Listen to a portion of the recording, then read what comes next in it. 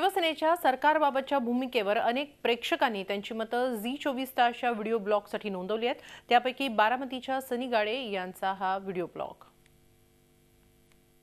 आता मुख्यमंत्री फडणवीस काय म्हणतात, शिवसेना खंडणीखोरांचा पक्ष आहे। तिकडे उद्धवसाहेब ठाकरे म्हणतात भाजप हा गुंडांचा पक्ष आहे, भाजपमध्ये खूप गुंडांचं इन्कमिंग चालू आहे, त्यामुळे ते तसे म्हणतात।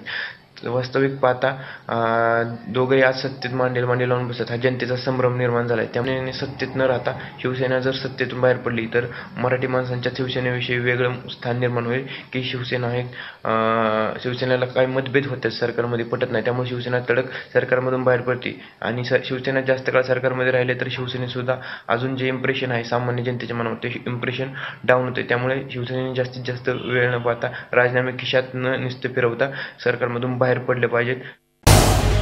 झी 24 तास रहा एक पाऊल पुढे।